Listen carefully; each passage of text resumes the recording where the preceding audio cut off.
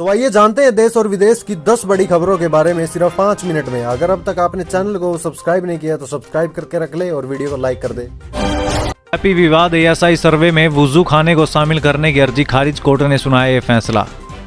ज्ञान व्यापी परिसर में सील वुजू खाने में शिवलिंग जैसी आकृति को छोड़ शेष अन्य भाग के एएसआई सर्वे कराने की मांग वाली हिंदू पक्ष की अर्जी शनिवार को जिला जज डॉक्टर अजय कृष्ण विश्वेश की अदालत ने खारिज कर दी। अदालत ने अपने 5 पेज के आदेश में कहा कि शिवलिंग जैसी आकृति की सुरक्षा को लेकर निचली अदालत के आदेश को हाईकोर्ट और सुप्रीम कोर्ट ने मामूली संशोधन के साथ बरकरार रखा था।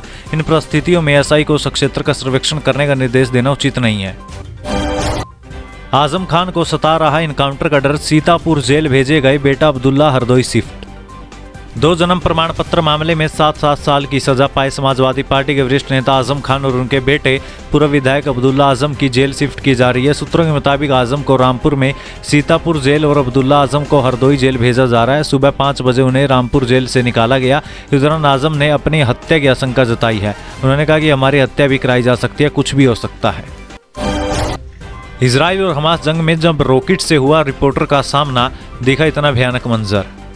हर गुजरते दिन के साथ गाजा में धुएं का गुब्बार और बढ़ता जा रहा है। शनिवार को इजराइल जिस जगह से हमास पर हमला कर रहा था उसी के करीब जी न्यूज की टीम भी मौजूद थी। तभी पीछे की तरफ से कैमरे में धुआं उठता दिखाई दिया। रिपोर्टर विशाल कहते नजर आए कि मेरे पीछे देखिए, इजराइल की सेना की तरफ से हमला किया गया।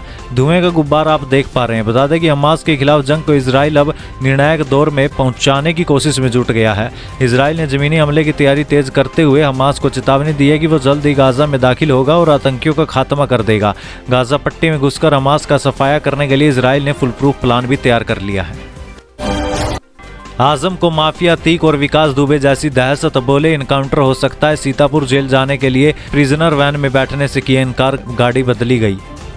सपा नेता आजम खान को रविवार सुबह रामपुर से सीतापुर जेल में शिफ्ट किया गया। उनके बेटे अब्दुल्ला आजम को भी हरदोई जेल लाया गया। हालांकि आजम की पत्नी तंजीन फातिमा रामपुर जेल में ही रहेगी। आजम अब्दुल्ला को 5 बजे रामपुर जेल से रवाना किया गया। जेल से निकलने के बाद आजम ने कहा कि हमारा इनकाउंटर भी किया जा सकता है, कुछ भी हो सकता है।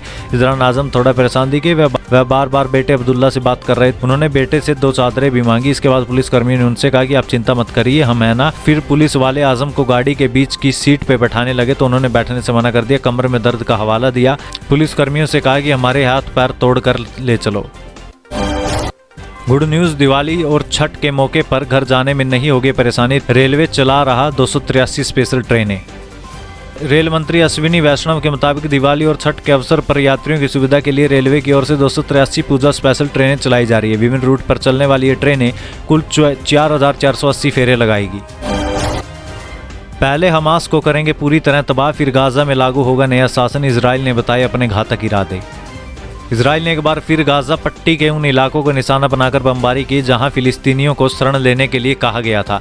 इसके अलावा इजराइल की सेना ने लेबनान की सीमा से लगे इजरायली शहर को खाली करना भी शुरू कर दिया है ताकि वह गाजा पर जमीनी की तैयारी कर सके। इस बीच इजराइल के रक्षा मंत्री ने कहा कि गाजा में आतंकी समूह हमास का सफाया करने के बाद सेना की गाजा पट्टी में लोगों के लिए कोई प्लान नहीं है, मगर यहाँ पर एक तरह का नया शासन लागू किया जाएगा। रक्षा मंत्री योव गैलेट ने देश के सांसदों को जानकारी देते हुए टिप्पणी की, ये पहली बार जब किसी इजरायली नेता ने गाजा के लिए अपनी दीर्घकालिक योजनाओं पर चर्चा की। मुसलमानों को भी दी गई सुरक्षा, केवल भारत ही ऐसा करता है। इजराइल और हमास युद्ध पर बोले आरएसएस प्रमुख मोहन भागवत। इजराइल और हमास के बीच युद्ध को 2 हफ्ते पूरे हो चुके हैं। इस बीच राष्ट्रीय स्वयंसेवक संघ प्रमुख मोहन भागवत ने इस युद्ध को लेकर टिप्पणी की। आरएसएस प्रमुख मोहन भागवत ने कहा कि हिंदू धर्म सभी संप्रदायों का सम्मान करता है और भारत में कभी भी उन मुद्दों पर झगड़े नहीं हुए जिनकी वजह से आज हमास और इजराइल के बीच युद्ध हो रहा है। पीटीआई एजेंसी के मुताबिक मोहन भागवत छत्रपति शिवाजी महाराज के राज्याभिषेक के 350 साल पूरे होने के मौके पर यहाँ एक स्कूल में आयोजित कार्यक्रम को संबोधित कर रहे थे। भागवत ने कहा कि इस देश में एक धर्म संस्कृति ऐसी है जो सभी संप्रदायों और आस्थाओं का सम्मान करती है। वह हिंदू धर्म, ये हिंदुओं का देश है। इसका मतलब ये नहीं कि हम अन्य सभी धर्मों को स्वीकार करते हैं। आरएसएस प्रमुख ने आगे कहा कि यहाँ जब आप हिंदू कहते हैं तो ये बताने की जरूरत नहीं होती कि मुसलमानों को भी सुरक्षा दी गई है। केवल हिंदू ही ऐसा करते हैं, केवल भारत ही ऐसा करता है, दूसरे देशों में ऐसा नहीं होता। मोहन भागवत ने कहा कि सभी जगह संघर्ष हो रहे हैं। आपने यूक्रेन युद्ध, हमास इजराइल युद्ध के बारे में तो सुना ही होगा। हमारे देश में ऐसे मुद्दों पर कभी युद्ध नहीं हुए। शिवाजी महाराज के समय में हुआ आक्रमण उसी प्रकार का था, लेकिन हमने इस मुद्दे पर कभी किसी से लड़ाई नहीं लड़ी, इसलिए हम हिंदू हैं। भारत में करीब एक साथ उठे 2 चक्रवाती तूफान। अरब सागर में चक्रवात तेज तो बंगाल की खाड़ी में हामुन का खतरा।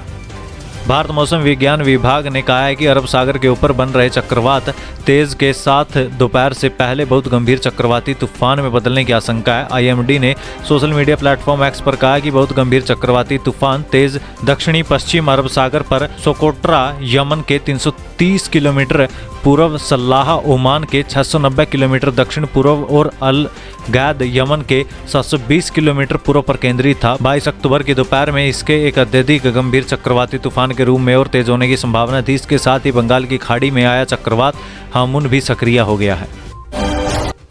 8 साल में 30 पुल बनाए, 557 करोड़ रुपए बचाए, सराय काले खां फ्लाईओवर सौंप, केजरीवाल ने किए बड़े दावे। दिल्ली के लोगों को सराय काले खां फ्लाईओवर एक्सटेंशन का तोहफा मिल चुका है। मुख्यमंत्री अरविंद केजरीवाल ने इस पुल का उद्घाटन किया। इस पुल के उद्घाटन के बाद सीएम केजरीवाल ने कई बड़े दावे भी किए।